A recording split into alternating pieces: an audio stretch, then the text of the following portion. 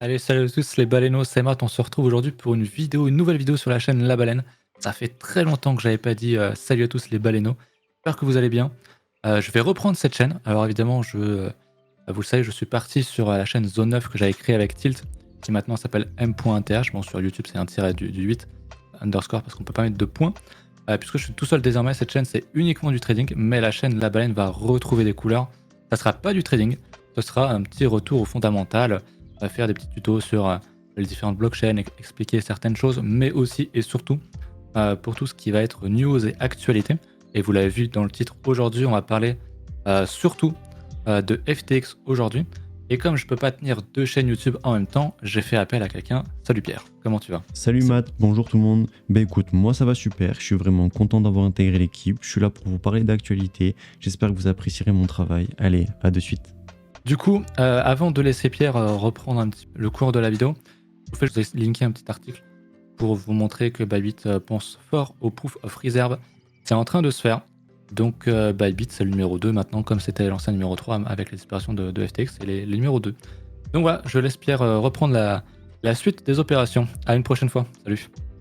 Merci Matt. Comme vous le savez, les nouvelles sur FTX ont complètement drivé les mauvaises performances du marché. Tout le monde a peur, c'était l'armageddon ultime. Nous sommes clairement en pleine crise de confiance envers les cryptoactifs. Or, actuellement, la plupart des utilisateurs sont en train de remettre en question la véracité des fonds de leurs échanges préférés. Par exemple, Crypto.com, Get.io sont en train de subir un audit approfondi pour vérifier qu'ils sont bien solvables. Sans plus attendre, on se retrouve sur Cryptost où je vous ai déniché un super article où on va savoir tout ce qui s'est passé sur le FTX. Déjà, tout a commencé le 2 novembre suite à une publication du rapport de Coindesk sur Alameda Research. Alameda Research, je vous le rappelle, est une firme, et voire la seconde entreprise principale de FTX. Alameda est la branche investissement, donc un hedge-fund, un fonds d'investissement pour FTX.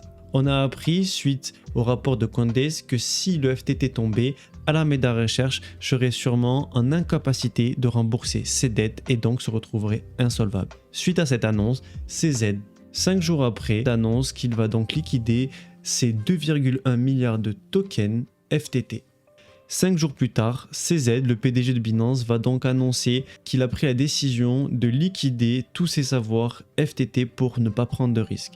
Il va donc vendre plus de 2,1 milliards de dollars de tokens FTT qui, je le rappelle, est le token de la plateforme FTX. Après cette annonce de CZ, Caroline Ellison, la PDG d'Alameda Research, a eu l'intelligente idée de proposer à CZ de racheter tous ces tokens pour 22 dollars unité, en passant des ordres OTC, c'est-à-dire en évitant de passer par le marché. Après avoir voulu jouer les mécènes, CZ va vite revenir sur sa décision après avoir vérifié les comptes de FTX et avoir clairement vu que FTX était en faillite.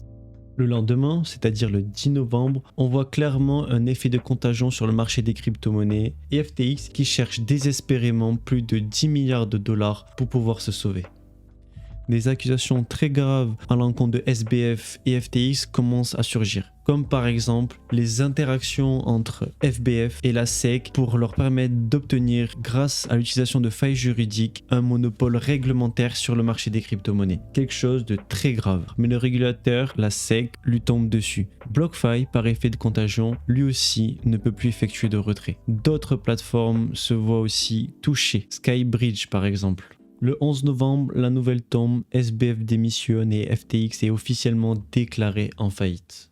Le 12 novembre, comme par hasard, FTX est piraté et l'application demande de ne plus utiliser toutes les plateformes et tous les supports pouvant connecter à leur serveur. Le lendemain, c'est-à-dire le 13 novembre, FTX est placé dans une enquête de police. En quelques jours, nous avons appris des choses horribles sur FTX, sur la gestion de leurs fonds, la gestion du risque, l'utilisation des capitaux de leurs utilisateurs. Et donc nous sommes clairement face à une crise de confiance envers les acteurs du marché des crypto-monnaies. C'est pour ça que Kraken gèle tous les actifs appartenant à FTX. D'un autre côté, Visa, lui, va mettre fin au partenariat avec FTX. Le PDG de Crypto.com, qui, lui, a vu le gros perdre plus de 25% de sa valeur en 2 jours, a besoin de rassurer les investisseurs. Paxos, vous savez, l'entreprise qui est là pour émettre des CBDC, gèle aussi les tokens liés au FTX. Nous sommes là face à une contagion totale du marché des cryptos. Encore une fois, à cause de la contagion de FTX à l'ensemble du marché crypto, de nombreux échangeurs tels que Crypto.com, Huobi, Getio et d'autres vont devoir mettre en place une Proof of Reserve. Cette preuve de réserve est faite pour prouver ce que possède l'échangeur et comment est géré les actifs. Le but de cette stratégie est de rassurer l'utilisateur, comme quoi les fonds sont bien gérés et ne sont pas en danger. Mais Chris, le PDG, se démène pour vraiment montrer que son échangeur est solvable, sécuritaire et qu'ils n'auront pas de problème de liquidité. Je tiens à rappeler que Crypto.com a licencié 5%, soit 260 employés, alors que d'autres échangeurs bien plus massifs tels que Coinbase ou des entreprises liées à la blockchain, elles, ont licencié de façon bien plus massive que cet échangeur. Il est vrai, je tiens à vous rappeler que avant que Crypto.com s'appelle Crypto.com, c'était un projet basé sous le nom de Monaco et ce fameux projet Monaco avait été un scam proposant des cartes bleues qui n'existaient pas afin d'attirer le plus de clientèle possible. Je vous invite à lire ce thread que nous avons publié sur la baleine qui résume la situation de Crypto.com et de tout le revirement marketing dont elle fait preuve.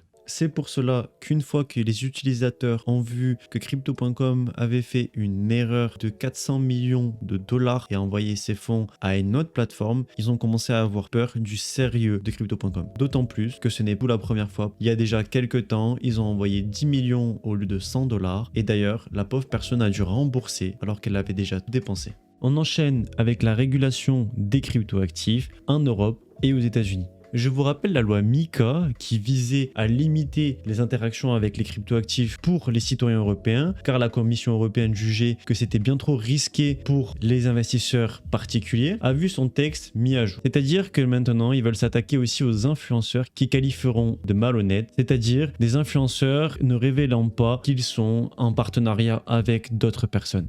D'un autre côté, la Banque centrale américaine, elle, après la chute de FTX, leur emboîte le pas. C'est-à-dire que eux aussi, avec le Sénat, ont décidé de durcir la réglementation sur les cryptoactifs, en invoquant les mêmes raisons qu'en Europe, c'est-à-dire la protection du consommateur. Mais il est intéressant de voir la différence entre le pouvoir américain et le pouvoir européen. C'est-à-dire que notre projet de loi sera ajourné jusqu'en février 2023 et pour la raison que le texte doit être traduit dans les 24 langues. C'est-à-dire que nous sommes face à des gens qui sont prêts à réguler un marché nouveau, novateur et à la pointe de la technologie, alors qu'ils ne savent même pas se servir de Google Traduction ou ne sont pas capables de faire appel à des traducteurs en moins de 1 mois.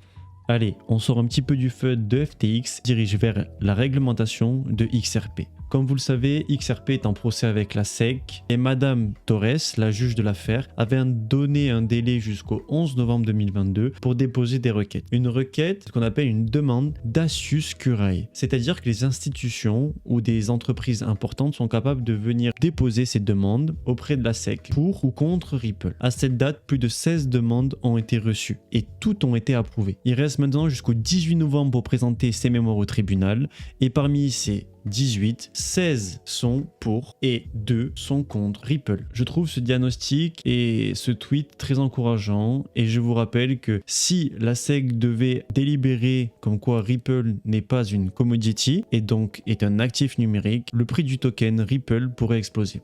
Et on finit sur 2 nouvelles intéressantes. Ethereum, la feuille de route, si vous ne la connaissez pas, elle est là, publiée par Vitalik. Donc pour vous rappeler, nous avons passé The Merge. The Merge était l'étape qui permettait de passer du Proof of Work, les énergivores, au Proof of Stake. Vous avez ici la description de comment cela peut se passer. Mais c'est pas fini. Ethereum est encore très jeune et là nous avons la seconde étape qui arrive, The Surge, et le but est d'augmenter à 100 000 transactions par seconde. C'est quelque chose d'énorme qui pourrait la mettre au-dessus de Cardano, Solana, c'est vraiment quelque chose d'extraordinaire pour ETH. Mais ensuite, ce n'est pas terminé, The Surge, The Verge, The Purge et pour terminer, The Splurge. J'espère qu'on sera en vie pour The Splurge et on enchaîne avec une petite news sympathique qui relate tous les hacks que l'écosystème a subi en classant par mois. Le mois dernier, le mois d'octobre, a été l'un des pires mois pour l'univers de la crypto.